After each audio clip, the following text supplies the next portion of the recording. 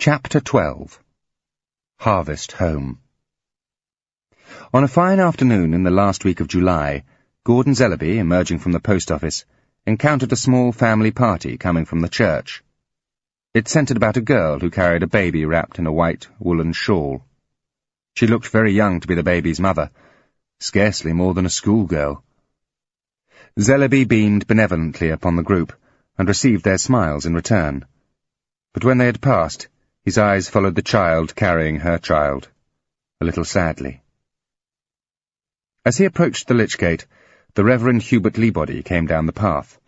"Hello, Vicar. Still signing up recruits, I see," he said. Mr. Leabody greeted him, nodded, and fell into step beside him. "It's easing off now, though," he said. "Only 2 or 3 more to come." "Making it 100%? "Very nearly, I must confess. I had scarcely expected that, but I fancy they feel that though it can't exactly regularize matters, it does go some way towards it. I'm glad they do." He paused reflectively. "This one," he went on, "young Mary Histon, she's chosen the name Theodore. Chose it all on her own, I gather. And I must say I rather like that." Zellaby considered for a moment, and nodded. "And so do I, Vicar. I like it very much. And you know that embodies no mean tribute to you." Mr. Leabody looked pleased, but shook his head. "Not to me," he said. "That a child like Mary should want to call her baby the gift of God, instead of being ashamed of it, is a tribute to the whole village." "But the village had to be shown how, in the name of humanity, it ought to behave." "Teamwork," said the vicar. "Teamwork with a fine captain in Mrs. Zellaby." They continued for a few paces in silence. Then Zellaby said, "Nevertheless, the fact remains that, however the girl takes it, she's been robbed. She's been swept suddenly from childhood into womanhood. I find that saddening. No chance to stretch her wings. She has to miss the age of true poetry." "One would like to agree, but in point of fact I doubt it," said Mr. Leabody. "Not only are poets, active or passive, rather rare, but it suits more temperaments than our times like to pretend to go straight from dolls to babies." Zellaby shook his head regretfully. "I expect you're right. All my life I have deplored the Teutonic view of women, and all my life 90% of them have been showing me that they don't mind it a bit."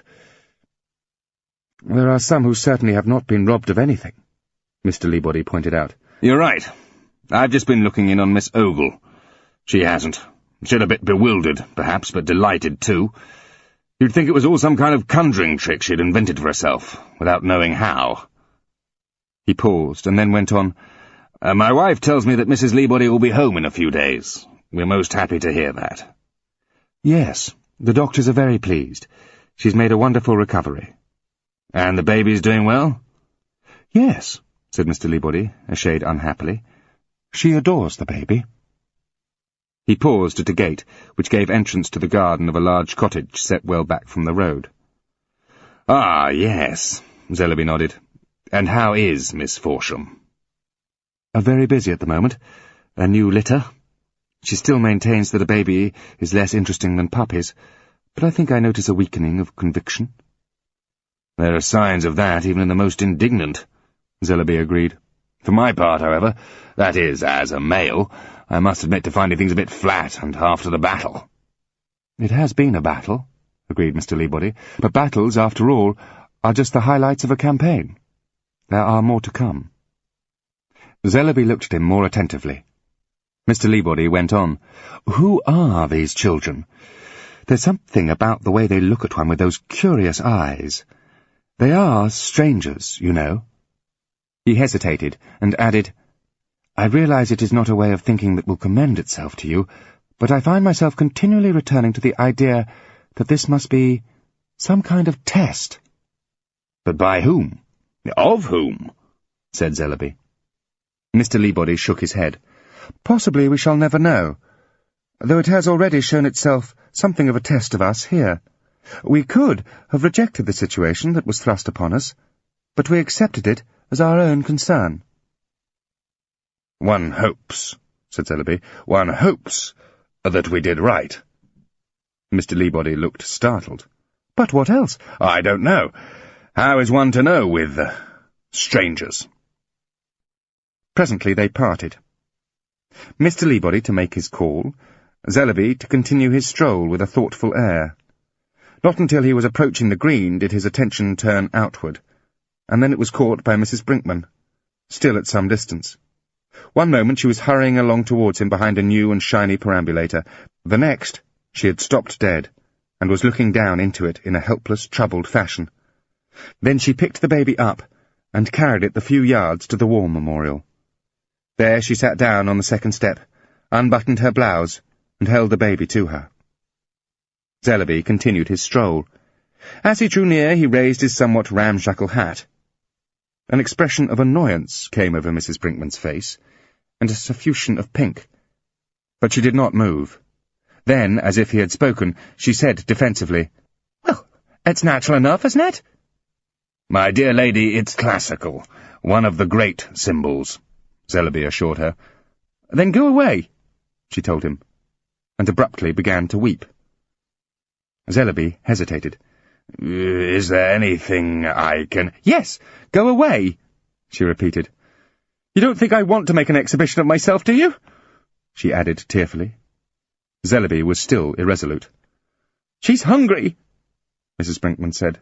"You'd understand if yours was one of the day-out babies. Now will you please go away?" It did not seem the moment to pursue the matter further. Zellaby lifted his hat once more, and did as he was required. He went on, with a puzzled frown on his brow as he realized that somewhere he had missed a trick. Something had been kept from him.